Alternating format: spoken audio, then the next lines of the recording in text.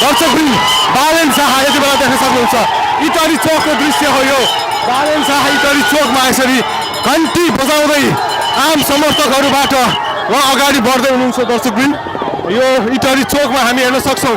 युवाहरू वृद्धहरू सबैजना बालेन शाहलाई एकचोटि हेर्नको लागि बालेन शाहलाई बुझ्नको लागि बालेन शाहलाई छुनको लागि यति बेला इटरी चोकमा ठुलो सङ्ख्यामा हजारौँको सङ्ख्यामा कार्यकर्ताहरू उनका शुभेच्छुकहरू उनका समर्थकहरू भेला भएका छन् हेर्न सक्नुहुन्छ हेर्नुहोस् उत्साह के को उत्साह हो के को एकदम घन्टीमय देशमा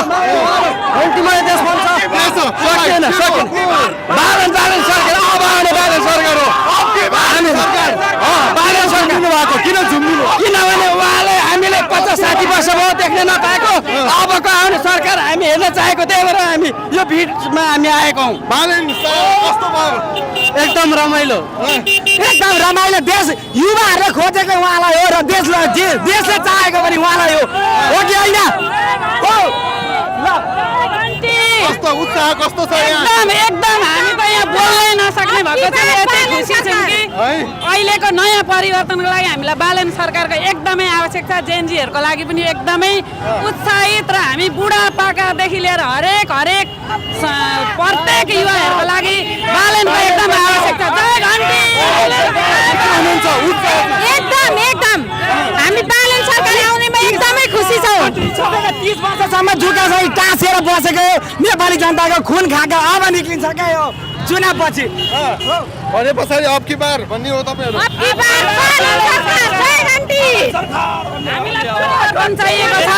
हामीलाई मान्छे घन्टी बज्नेछ दुई तिहाईले घन्टी बज्नेछ सबै नेपाली जनताले जहीँ माग ल्याइछ त्यसकारणले पुरानोलाई बार भोट हालिसक्यो हामीले पनि एमाले काङ्ग्रेसदेखि लिएर माओवादीलाई पनि भोट हालेको अब एकपल्ट नयाँ पार्टीलाई चान्स दिने हो त्यस पछाडि पनि भएन नयाँ पार्टीबाट पनि जनताले केही विकल्प पाएनन् भने हामीले फेरि दोहोऱ्याउनेछौँ एकपल्ट हामी नेपाली सबैले नयाँ पार्टीलाई भोट दिनुपर्छ मेरो भनाइ त्यही छ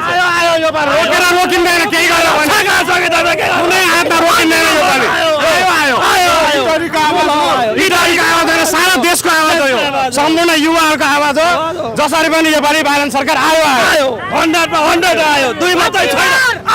आयो फोटो खिच्नु भयो कस्तो लाग्यो यो एकदम बबल लाग्यो के भन्न चाहनुहुन्छ बालेन शाहलाई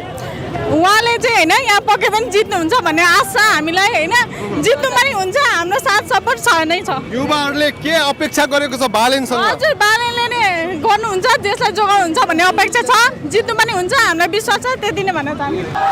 बालेन शाहलाई हेर्नेको लड्को छ इटरीको दृश्य हो यो इटरी चोकको दृश्य हो दर्शकवृन्द हेर्न सक्नुहुन्छ तपाईँले हजारौँको सङ्ख्यामा यति बेला युवाहरू यहाँ उपस्थित भएका छन्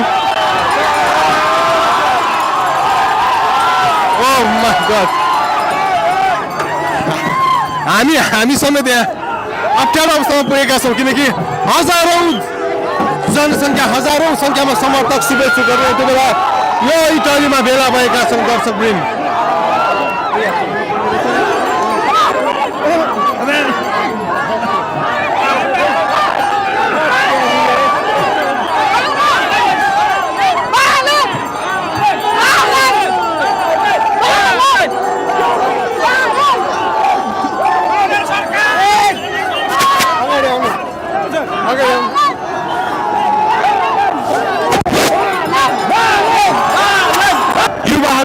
यो क्रेज जता गए पनि बालेन जता गए पनि यो क्रेज बालेन शाहको क्रेज हो दर्शकवृन्द यो क्रेज बालेनको क्रेज रासोपाको क्रेज देख्न सक्छौँ हेर्नुहोस् गाडी अगाउन सक्नुको अवस्था छैन एक कदम अगाडि बढ्न सक्ने अवस्था छैन तपाईँले यो दृश्य देखिसक्नु भएको छ यति बेला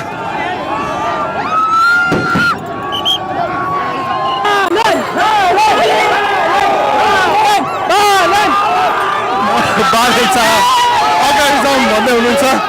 उहाँका समर्थकहरू हेर्न सक्छौँ हामी समर्थकहरूले घेरिएका छन् बालेन शाह यति बेला दर्शकवृन्द धेरै गाह्रो छ रिपोर्टिङ छ किनकि हजारौँको सङ्ख्यामा हामी पनि यहाँ घेरिएका छौँ दर्शकवृन्द हेर्न सक्नुहुन्छ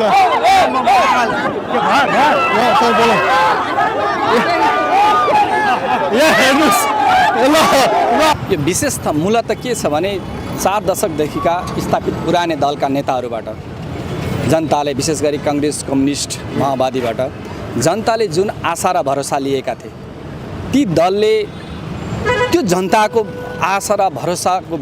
विपरीत काम गरेकोले गर्दाखेरि यो भिड हो। त्यस कारणले तिनै दलका कुकर्मको कारण आज बालेन शाह जस्ता व्यक्तिहरू जन्मिनु पर्यो। अब केही व्यक्तिहरूले भनिरहेछन् बालेन शाह विदेशीको इसारामा कति त त्यो एउटा आरोप पनि छ, तर यी दलहरूलाई हामी सोध्न चाहन्छौँ हिजो 62-63 को जनआन्दोलन पहिला तपाईँहरू भारतमा गएर 12 बजे सम्झौता गरेर आएर आन्दोलन छेड्नुभयो के ती दलहरू स्वदेशी थिए त? बालेन शाह धरतीपुत्र हो। त्यसले गर्दाखेरि अबको युवाले यी दलका कुकर्मको कारण विकल्पको रूपमा बालेनलाई लिएको छ। तपाईँहरूले देखिरहनुहुन्छ लगभग अहिले पहिलो मेयर काठमाडौँ नगरको मेयर बनिराख्दाखेरि 3 वर्षमा उसले केही सुरुवात एउटा काठमाडौँ फोहोरको डङ्गुर मतलब नेपाल नै भ्रष्टाचारको एउटा फोहोरको डङ्गुरभित्र छिरिसकेको छ। उसले त्यसलाई केही कारण केही हदसम्म उसलाई सुधार्ने सुरुवात देखाएको छ। त्यही अभियानमा ऊ आज पूर्व मेचेदेखि महाकालीसम्म देश एउटा फोहोरको डङ्गुरमा छ, भ्रष्टाचारको डङ्गुरमा छ। त्यसलाई सफा गर्नलाई जनताले साथ दिनुपर्छ भने एउटा अभियान लिएर हिँड्नु भएकोले हामी पनि त्यो पार्टीमा म पनि केही दिन पहिला राप्रपा सुनसरी जिल्ला पूर्व संगठन विभाग प्रमुख थिएँ। मैले पनि उहाँहरूकै एउटा उसमा चाहिँ म प्रति पनि त्यो एउटा भाव जागो र यो देश फोहोरको डङ्गुरलाई चाहिँ अब सफा गर्न बालेनलाई साथ दिनुपर्छ, रविहरूलाई साथ दिनुपर्छ र जनतालाई साथ दिनुपर्छ। जनताको म्यान्डेटलाई बालेनले मात्रै अब समाधान गर्न सक्छ भन्ने आशाका साथ यो पार्टीमा लागेको छु र हामीले लाग्नु पनि पर्छ। किनभने पुराना दलहरूबाट भयो त हामीले आशा गरेको थियौँ, पायौँ त केही, उनीहरूले भ्रष्टाचार कति गरे, विकास भन्दा पनि बेसी आज भ्रष्टाचार कहाँ छैन भन्ने कुराहरू सञ्चार माध्यम सबैले हामीले देखेको छौँ। त्यसले गर्दाखेरि तपाईँ हामी सबैको साथ र सहयोगले योचोटि बालेन सरकार बनाउन हामी लाग्नुपर्छ भन्दै युवाहरूको यो क्रेज जता गए पनि बालेन जता गए पनि यो क्रेज बालेन शाहको क्रेज हो। दर्शकवृन्द यो क्रेज बालेनको क्रेज रासोपाको क्रेज देख्न सक्छौँ। हेर्नुहोस् गाडी अगाउन सक्नुको अवस्था छैन, एक कदम अगाडि बढ्न सक्ने अवस्था छैन। तपाईँले यो दृश्य देखिसक्नु भएको छ। त्यति बेला